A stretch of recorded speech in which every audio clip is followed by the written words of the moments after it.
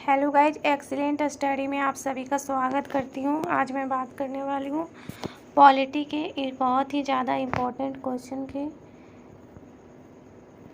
जो हर एग्ज़ाम के लिए बहुत ही ज़्यादा जो हर एग्ज़ाम में आते रहते हैं, चाहे वो आरआरबी ग्रुप डी हो, एसएससी हो या फिर बीपीएससी हो।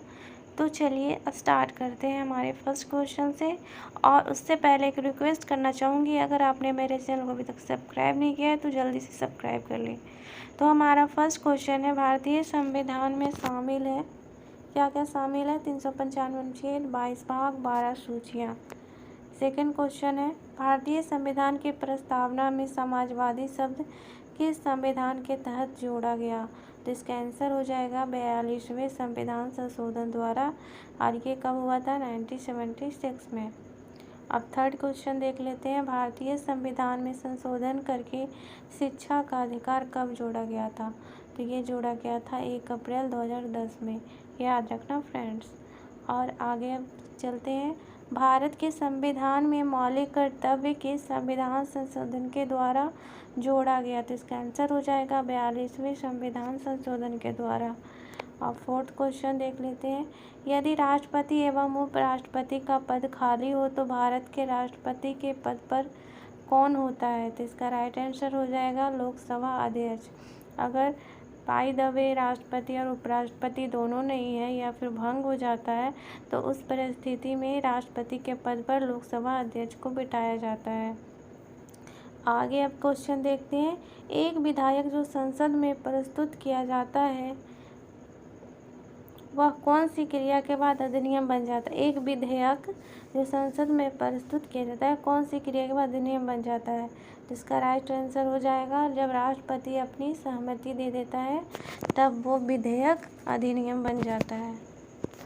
लोकसभा, राज्यसभा और फिर राष्ट्रपति। राष्ट्रीय सुरक्षा समिति का प्रधान कौन होता है? तो इसका राइट आंसर हो जाएगा प्रधानमंत्री।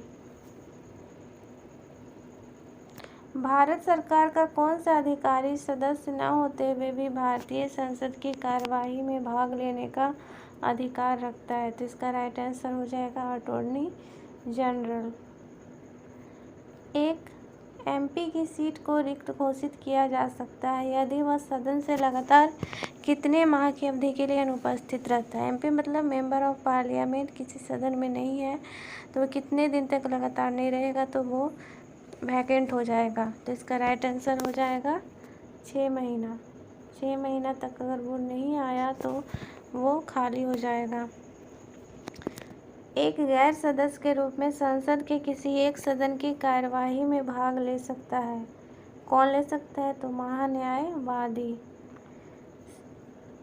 राज्यसभा का पदेन अध्यक्ष कौन होता है? तो इसका राइट आंसर हो जाएगा उपराष्ट्रपति। किस सभा का अध्यक्ष उसका सदस्य नहीं होता है?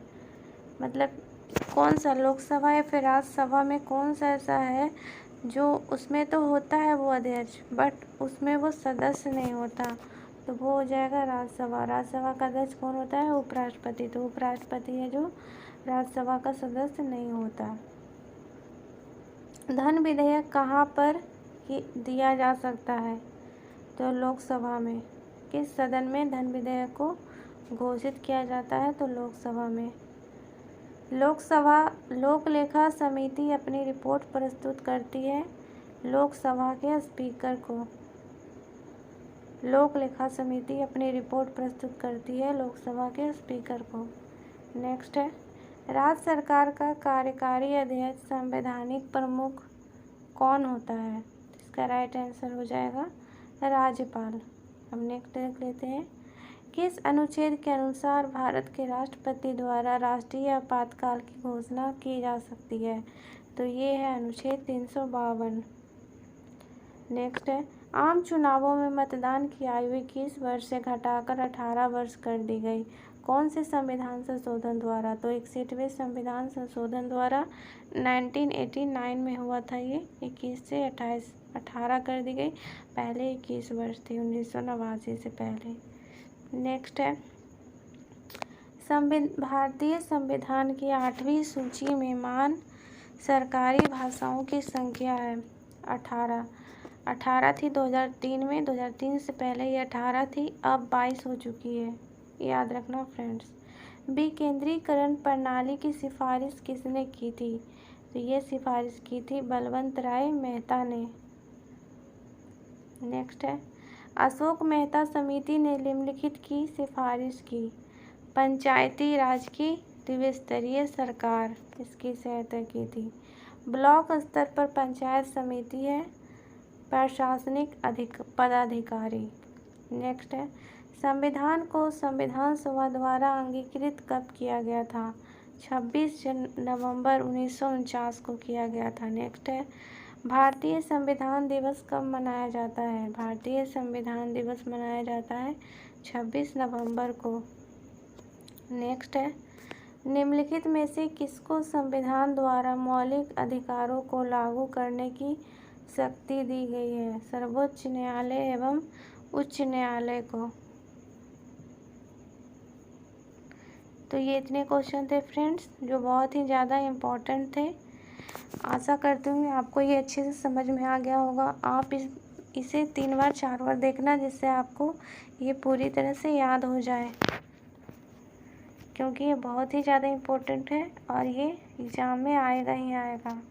तो आपके 3 से 4 नंबर तो इससे आ ही जाएंगे अगर पॉलिटी में आता है तो चलिए, आप मेरे चैनल को सब्सक्राइब कर लेना। धन्यवाद।